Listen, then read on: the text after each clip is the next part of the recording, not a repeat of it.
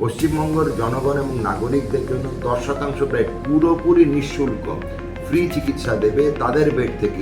সব ক্ষেত্রে রোগীরাই পাবে, মেডিসিন, সার্জারি, গাইনি। আর এখান থেকে আমরা প্রায় 400 মতো বেড বার করে ফেলবো সারা পশ্চিমবঙ্গের জন্য। এটা কার্ড ছাড়াই উনি দিয়ে দেবেন। আমরা আমাদের অ্যাম্বুলেন্স সঙ্গে সঙ্গে তাকে নিকটবর্তী বেসরকারি প্রতিষ্ঠানে পাঠিয়ে দেবো। দপ্তরের বা স্বাস্থ্য ভবনের যে ওয়েবসাইট আছে সেখানে পাবেন।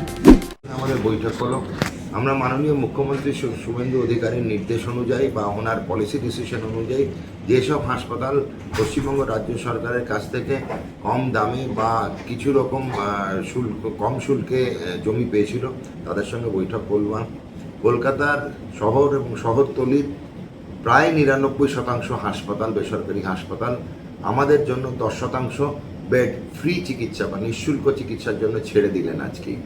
এবং মাত্র 2-1টি হাসপাতাল এখনো অবধি তাদের ডিসিশন নিয়ে উঠতে পারেননি, কেননা তাদের যে অভ্যন্তরীণ প্রশাসনিক বৈঠক হবে তারপরেই সেটা নিতে পারবে ওদের বোর্ড ডিসিশন অনুযায়ী। 99%-এরও বেশি করব, প্রায় 99.5% বেসরকারি প্রতিষ্ঠান পশ্চিমবঙ্গের জনগণ এবং নাগরিকদের জন্য 10% বেড পুরোপুরি নিঃশুল্ক ফ্রি চিকিৎসা দেবে তাদের বেড থেকেই। সেখানে কোনো বেড চার্জ লাগবে না, সেখানে কোনো ওষুধের চার্জ লাগবে না, সেখান থেকে কোনো রকম পরিষেবার চার্জ মানে চিকিৎসকের ফিজ, চিকিৎসার পরিকাঠামোর ফিজ, ইনভেস্টিগেশন বা অনুসন্ধান হবে রক্তের এবং অন্যান্য, তার কোনো রকম চিকিৎসার দাম নেবে না।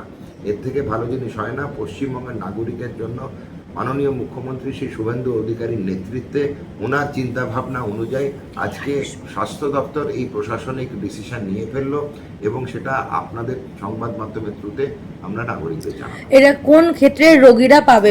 সব ক্ষেত্রে রোগীরাই পাবে, মেডিসিন, সার্জারি, গাইনি, মায়েদের প্রসূতি, মায়েদের, শিশুদের, সর্বত্র নিউরো সার্জারি, ব্রেন অপারেশন থেকে যে যেরকম হবে। যখনই বেসরকারি হাসপাতালে কোনো এমার্জেন্সি বা আপৎকালীন ভর্তি হবে, কোনো যেরকম সরকারি হাসপাতালে গেল, এই যে বেড নেই ব্যাপারটা, আর এখান থেকে আমরা প্রায় 400 মতো বেড বার করে ফেলবো সারা পশ্চিমবঙ্গের জন্য এক্সট্রা, যেগুলো এই বেসরকারি প্রতিষ্ঠানগুলো নিঃশুল্ক চিকিৎসা পাবে।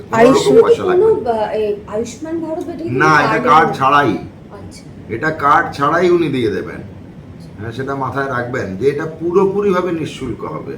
যেরকম ধরুন মেডিকেল কলেজে বা SSKM এ কোনো রোগী গিয়ে যদি আয়ুষ্মান কার্ড নাও থাকে তো এমনি পরিষেবা পাই বিনামূল্যে, সেই রকম বিনামূল্যে আজকে যে কটা নামজাদা হাসপাতাল আছে, নেম ওয়ান আমরা বলবো হ্যাঁ ওটি আছে। যেহেতু আমরা সরকারি দফতর থেকে এই প্রেস বিজ্ঞপ্তি দিচ্ছি, সেই জন্য আমরা নাম নিচ্ছি না কারণ নাম নেওয়াটা অনুচিত হবে, সেই বেসরকারি প্রতিষ্ঠানের বিজ্ঞাপনের কাজে লাগাতে পারে, সেই জন্য নাম নিচ্ছি না। যে কোনো বেসরকারি প্রতিষ্ঠান শহর এবং শহরতলি, আগামীকাল আমরা ডিস্ট্রিক্টের জন্য কিন্তু এরকম বৈঠক রেখেছি সব জেলা থেকে। স্যার, সেক্ষেত্রে কি সরকারি হাসপাতালে রোগীরা গেলে সেখানে বেড না পেলে তারা যেতে পারে না, তারা ডিরেক্ট যেতে পারবে? হাসপাতালে রোগীরা যখন বেড পাবে না, সরকারি হাসপাতাল থেকে তাদের ওখানে পাঠিয়ে দেওয়া হবে এবং আমাদের রেফার না, আমরা জাস্ট বেডের অভাবে জন্য পাঠাবো, কোনো রেফার না। সেখানে চিকিৎসাটা কি হবে, ধরুন কেউ বুকে ব্যথা নিয়ে এসছে, সরকারি চিকিৎসা কেন্দ্রে সেটা বলে দিল একটা হার্ট অ্যাটাকের সম্ভাবনা আছে, আমরা আমাদের অ্যাম্বুলেন্স দিয়ে সঙ্গে সঙ্গে তাকে নিকটবর্তী বেসরকারি প্রতিষ্ঠানে পাঠিয়ে দেবো। এবং কলকাতা শহরের কিন্তু উত্তর, দক্ষিণ এবং পূর্ব পশ্চিম এদিক ওদিক যেতে একটা অ্যাম্বুলেন্সের ম্যাক্সিমাম 15 থেকে 20 মিনিট লাগে, খুব একটা বেশি সময় লাগবে না। আর এতগুলো বেসরকারি স্বাস্থ্য কেন্দ্র আছে, স্বাস্থ্য পরিষেবা কেন্দ্র আছে, আমার মনে হয় উত্তর কলকাতা, দক্ষিণ কলকাতা মিলিয়ে মিশিয়ে সবাই পরিষেবাটা পেয়ে যাবে। কম বেড না, কিন্তু প্রচুর সংখ্যক বেড বেরোবে। বুঝতে পারছি তো, প্রত্যেকটা বেসরকারি হাসপাতালে 10%, কম নয়। একটা বেসরকারি হাসপাতালে 1400 বেড আছে, তার 10% ইজ 140।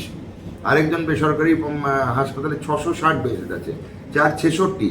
বুঝতে পারছেন নাম অঙ্কটা কোথায় দাঁড়াচ্ছে? স্যার, এটা কিভাবে আপনারা মনিটর করবেন? যে সেই মনিটরিং কি করে হবে, তার লজিস্টিকের জন্য আমরা স্বাস্থ্য দপ্তর থেকে করে দেবো। টোল ফ্রি নাম্বার পাবেন আমাদের স্বাস্থ্য দপ্তরের বা স্বাস্থ্য ভবনের যে ওয়েবসাইট আছে সেখানে পাবেন, এবং আমরা জানাবো, আরো ভালোভাবে বিশদে জানাবো যখনই আমাদের এই লজিস্টিকগুলো ঠিক হয়ে যাবে।